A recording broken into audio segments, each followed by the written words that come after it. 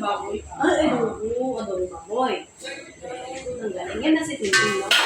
Mga kababayan, mga barangay. Si Tintin talaga, every time na nagluluto, kung sino man nagluluto sa amin, tumutulong siya. Ganyan na po talaga siya. Ang laki na ng pagbabago. Dati, try ka muna sa kajuda. Very good ah. Kaya pagpatuloy mo lang yan din, ha? Okay, mag-prepare lang natin ng pagkain ng ano, ha? Okay? Okay.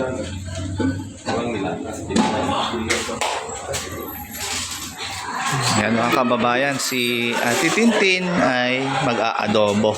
Ate Tin, sarapan mo yan ha. Ate Tin, sarapan mo ha. Pagkain natin yan lahat. May puro din mga kababayan. Tatalop siya ng patatas mga kababayan. Nag-request siya na siya daw yung magluluto. Anong lulutuin mo dyan, Ate Tin?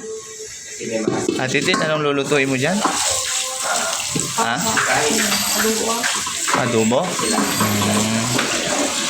Ano? Ano naman ang niluluto mo dyan, Syong? Ha?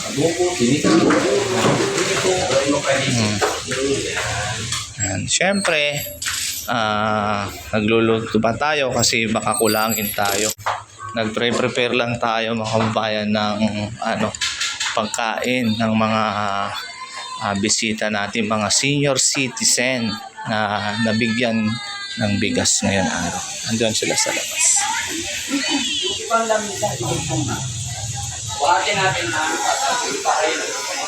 Yan po. Siyempre, nandito yung ate ni Kuya Oliver, si Nanay Ansing. Ano. Hello, Nanay Ansing. Ano. Kuya JJ. Ano, si Kuya JJ. Ano. Diba? Kita yung si Kuya JJ. Pogi! Prepare lang yung pagkain kay JJ. Nanay Ansing. Siyempre, baka mabitin sila. Nagluluto yung ano natin. Sa Kuya JC official yan. Sarap ng luto namin para sa matatanda.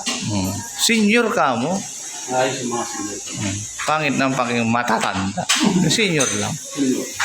Tin, sarapan mo yan ha. Tin. Di ba? Siyempre, ang namalengke dyan ang ating boss JB Vlogs. You know? Ano, nagluluto pa ulit.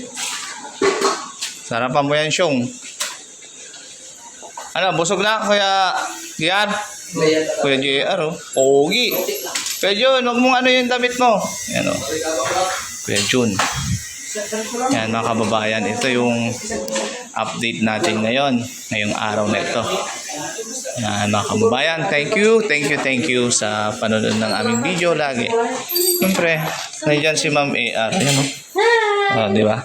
Ang sipag na paboritong asawa ni Daddy Frankie. Ayaw na ata bumalik ng Makati to si Ma'am AR. Siya mismo ang nagpre-prepare na makakain ng mga bisita natin. Ang paboritong asawa ni Daddy Frankie. Si Daddy Frankie. Diba? Masisipag na mag-asawa mga kababayan. Siyempre, Kuya Rizky yan. Yan oh. Nagsaserve ng pagkain. Dito sa labas yung mga bisita natin. Ano sila kay GT37 sa motovlog, nandito sila BPN at larab yan.